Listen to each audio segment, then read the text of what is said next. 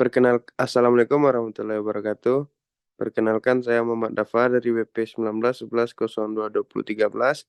Baiklah, di sini saya akan menjelaskan tentang obligasi. Yang pertama itu definisi obligasi. Obligasi atau bond dapat didefinisikan sebagai utang jangka panjangan akan dibayar kembali pada saat jatuh tempo dengan bunga yang tetap jika ada. Dari definisi ini dapat dimengerti bahwa obligasi adalah suatu utang atau kewajiban jangka panjang. Sedang utang jangka pendek disebut dengan bill. Nilai utang dari obligasi akan dibayarkan pada saat itu temponya. Nilai utang dari obligasi ini dinyatakan di dalam surat utangnya. Obligasi mempunyai jatuh tempo, berarti mempunyai lama waktu pelunasannya yang sudah ditentukan.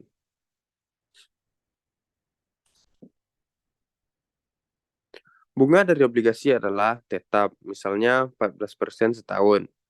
Jika ada dan sudah ditentukan. Karena obligasi membayar bunga yang besarnya tetap, maka obligasi dikenal juga sebagai sekuritas pendapatan tetap.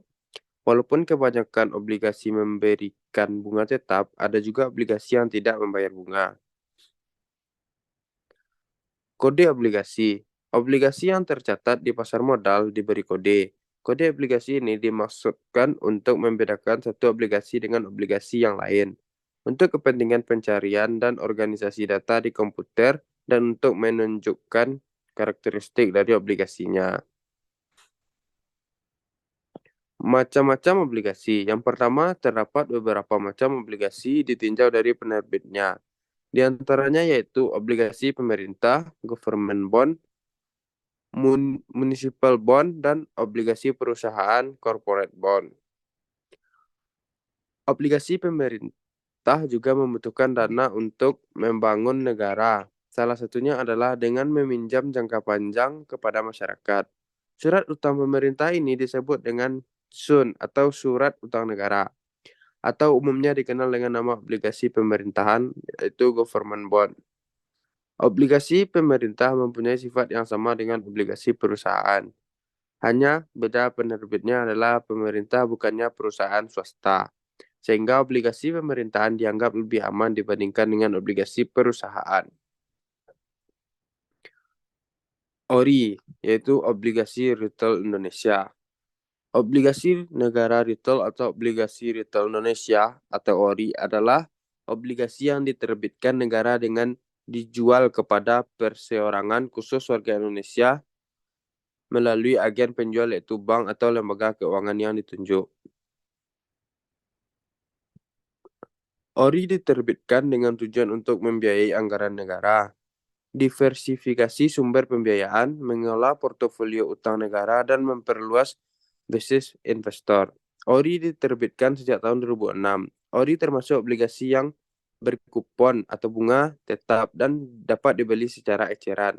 ORI dijual secara retail dengan nilai nominal yang relatif terjangkau, mulai dari 5 juta dan kelipatannya, hingga maksimum 3 miliar. ORI diterbitkan dengan menggunakan dasar-dasar hukum Undang-Undang Nomor 24 Tahun 2002 tentang Surat Utang Negara, Peraturan Menteri Keuangan Nomor dan 36 PMK 06 2006 tentang penjualan obligasi.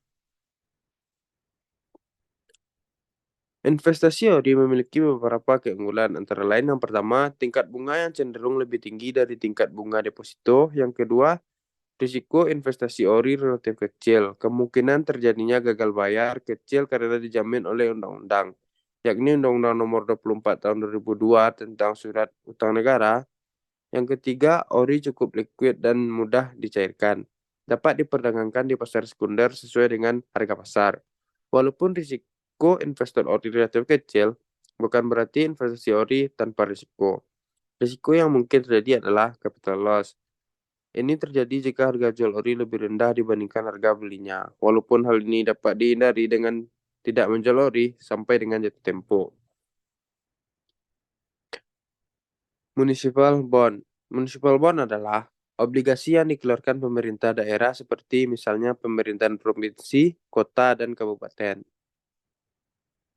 Obligasi perusahaan. Obligasi perusahaan adalah surat utang jangka panjang yang dikeluarkan oleh perusahaan swasta dengan nilai utang akan dibayarkan kepada akan dibayarkan kembali pada saat jatuh tempo dengan pembayaran kupon atau tanpa kupon yang sudah ditentukan di kontrak utangnya. Pasar obligasi. Obligasi diperdagangkan di pasar modal, khususnya di pasar obligasi. Di Indonesia, obligasi diperdagangkan di Bursa Efek Surabaya atau BES. Nilai obligasi terbagi tiga, yaitu nilai maturity obligasi, nilai pasar obligasi, dan nilai intrinsik obligasi. Likuiditas obligasi. Likuiditas atau disebut juga dengan marketability dari suatu obligasi menuju seberapa cepat investor dapat menjual obligasinya tanpa harus mengorbankan harga obligasinya. Hasil obligasi yang pertama current yield, hasil sekarang, yang kedua yield to maturity, hasil sampai sekarang, yang ketiga yield to maturity, hasil sampai ditarik. Baiklah, sekian dari presentasi saya. Apabila ada kekurangan, mohon dimaafkan. Assalamualaikum warahmatullahi wabarakatuh.